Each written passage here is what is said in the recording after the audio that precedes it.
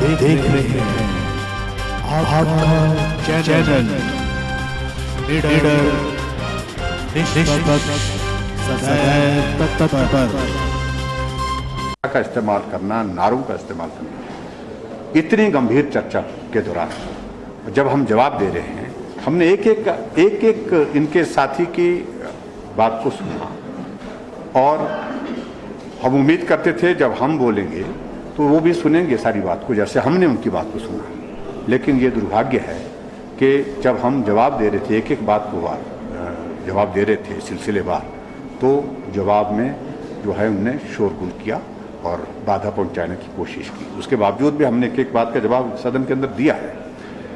मैं इतना जरूर कहना चाहता हूं कि इस प्रकार का जनाजा कभी भी हमने विपक्ष का उठते हुए देखा नहीं, जिस प्रकार से वर्तमान नेतृत्व में हो रहा है।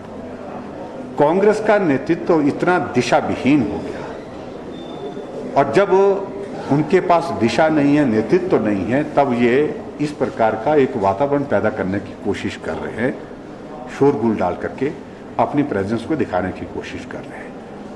आज मुझे बहुत हैरानी हो रही है, एक सदस्य उठ करके कहता है कि मैं तो मूवर हूं उस प्रस्ताव का।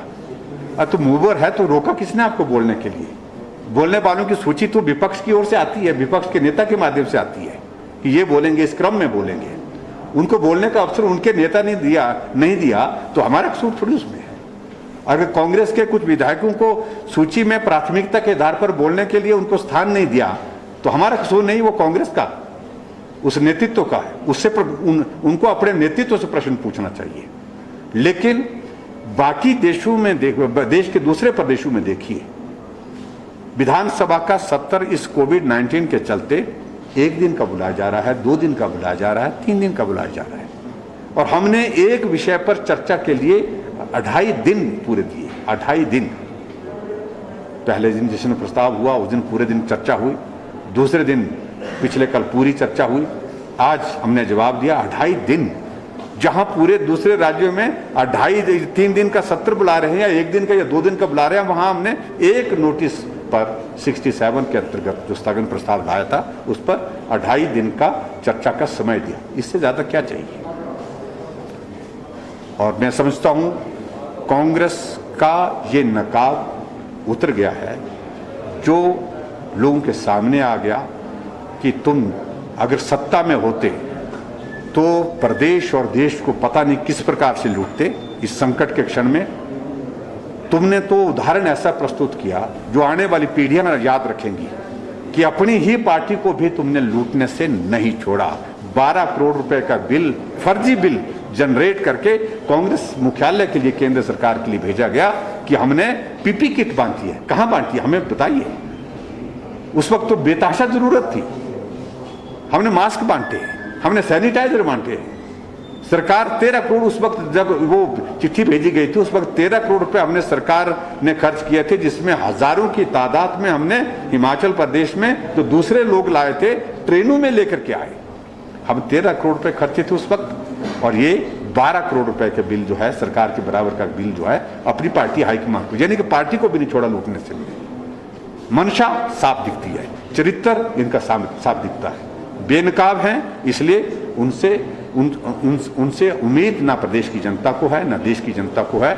यही मैं कहना चाहता हूं। सर, आपने कहा कि अगर ये लिख कर देंगे तो हम विधायक निधि, और हमने कहा है कि अगर बार बार आप इस प्रकार से कह रहे हैं कि आपने बड़ा आसान किया है, विधायक निधि का मैं जिक्र नहीं कर रहा हूं, मैं जिक्र कर रहा हूं जो सैलरी से, सैलरी जो हमने 30% हमने जो काटी है, 30% सैलरी काटी है, 30% हमने सैलरी के अतिरिक्त जो है कॉन्सोसियल अलाउंस काटा है।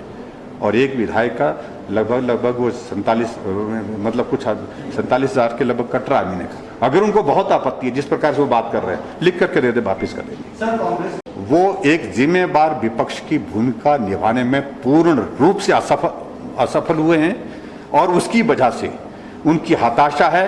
वहां किसी को कोई नेता नहीं मानता है, सब अपने अपनी प्रतिस्पर्धा में वहां पर। और ऐसे में वही विधायक जो उनके सामने वहां पर अपना कह रहे थे कि हमारा नाम इसके लिए भेजना चाहिए, बोलने के लिए होना चाहिए, उनके नाम काटने में उनकी भूमिका है, हमारी थोड़ी है। ये बिल्कुल आचरण जिस प्रकार सा महाराष्ट्र सरकार का है, ये दुर्भाग्यपूर्ण है। मैं इसको कंडेम करता हूँ, मैं इसकी भर्त्सना करता हूँ। हिमाचल की बेटी कंगना रनावत ने सिर्फ अपनी आवाज़ बुलंद की और अपनी आवाज़ में कुछ बातों का जिक्र किया जिसमें जो है प्रतिशोध की भावना, बदले की भावना से उनने ये कार्रवाई की है। ये सचमुच में दुर्भाग्यपूर्ण है। शिवसेना का मैं कह रहा हूँ कि वजूद ही समाप्त कर दिया, मूल ही उनने समाप्त किया। जिस मुद्दे को लेकर के शिवसेना का गठन हुआ, कांग्रेस के साथ सत्ता में भागीदारी करने के बाद वो जो है उनके बराबर हो गई है एक तरह की, जिस तरह की कांग्रेस की परिस्थिति है।